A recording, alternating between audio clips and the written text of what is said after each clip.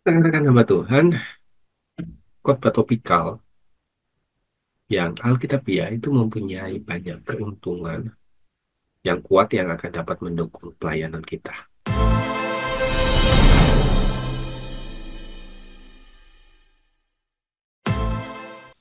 Di dalam buku yang kita pernah bahas beberapa waktu yang lalu, Topical Preaching in a Complex World,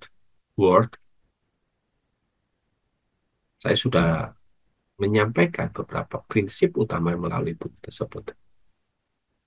Di dalam khotbah khotbah topikal, maka ada begitu banyak manfaat bagi seorang jemaat di dalam mereka mengalami kehidupan yang transformasi.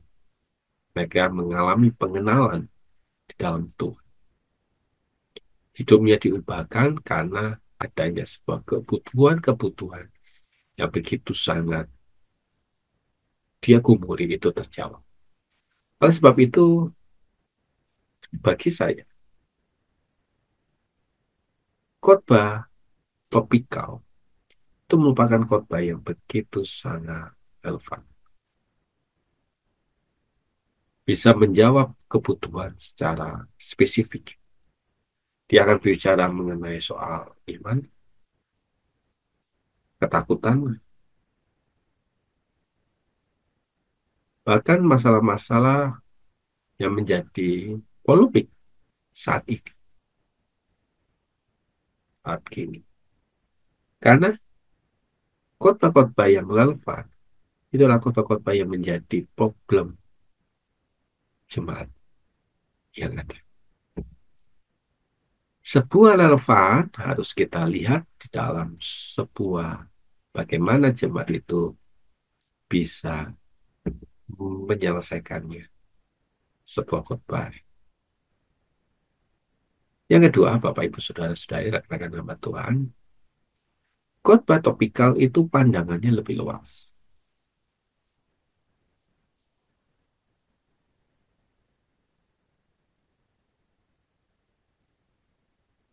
Meskipun pandangannya lebih luas, mereka memiliki satu tujuan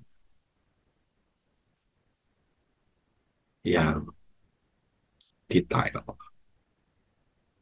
Kalau kita memiliki dua pandangan, pandangan yang lebih luas karena dia terdiri dari mengumpulkan bagian-bagian Alkitab secara keseluruhan dalam sebuah perspektif Alkitab, dalam sebuah tema yang dapat dipertanggungjawabkan, maka tujuannya ini bersifat sebuah kekuatan yang begitu sangat kuat. Karena tujuannya ini cuma satu tema.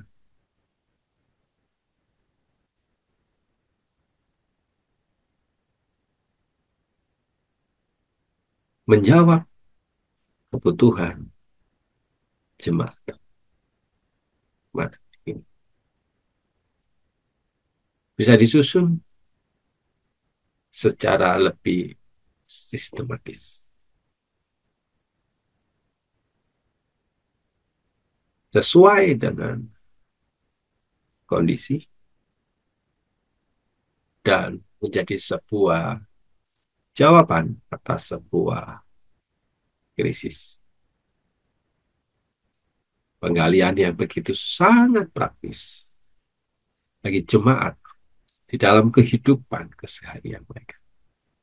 Nah, kita harus memotivasi jemaat untuk membawa yang ketiga ini, yaitu di dalam sebuah kebenaran. Kalau yang poin pertama dan poin yang kedua, saya rasa hampir pengkhotbah-khotbah gereja karismatik menggunakan, tetapi menjaga kebenaran yang dalam,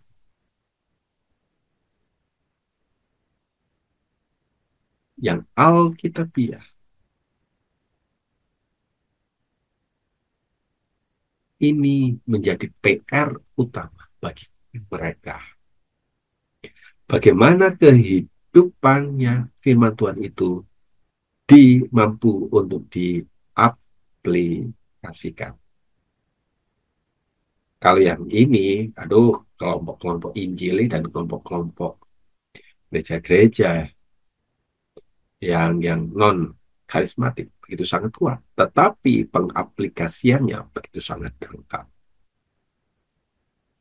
Nah, Bapak Ibu Saudara-saudari, kita harus tahu betul bahwa khotbah topikal itu tidak salah, asalkan tetap berdasarkan Alkitab, tafsiran yang benar, dan konteks yang jelas. Ini akan menjadi sebuah kekuatan yang mampu membangun iman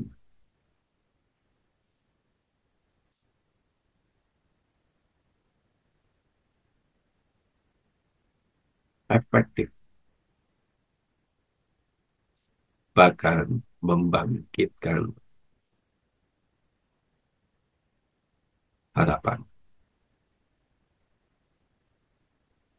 Sekiranya Bapak Ibu Saudara ini menjadi kekuatan kita bersama, maka khotbah ini akan menjadi sebuah khotbah yang dahsyat. Mari kita melihat sebuah aplikasi di dalam contoh khotbah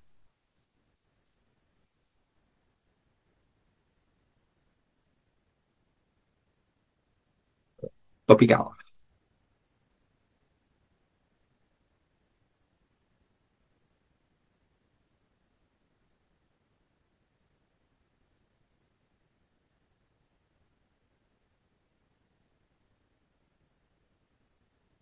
Permasalahannya adalah tentang kesatuan. Solusinya adalah kasih.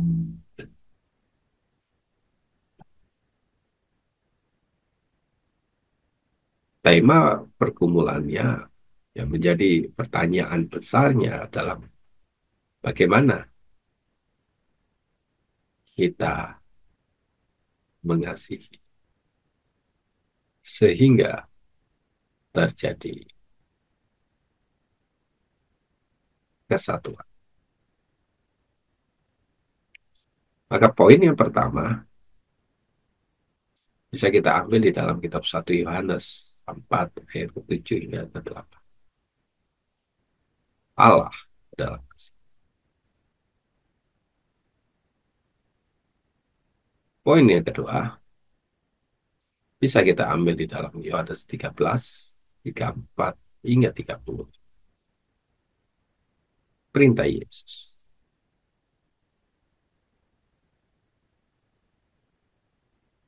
Poin ketiga, ini menjadi sebuah kesaksian. Matius 5 ayat ke-40. Maka di sela-sela ini bagian relevasinya, kita harus menjadi sebuah kekuatan sehingga relevansinya ini harus difokuskan kepada masa kini. Ya, dengan pendekatan-pendekatan seperti itu, tentu banyak hal yang perlu kita bisa lakukan di dalam kita membangun konflik. Dan bagian ini begitu sangat fleksibel di dalamnya. Kita bisa menambahkan. Nah, khotbah topikal sekali lagi itu sangat efektif. Yang menjadi utama adalah memilih pesan,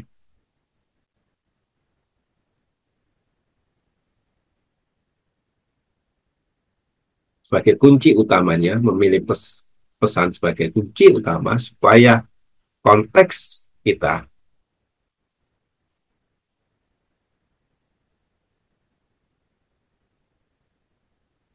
itu tepat dan pesannya itu bukan sekadar opini pribadi. Tuhan Yesus memberkati kita.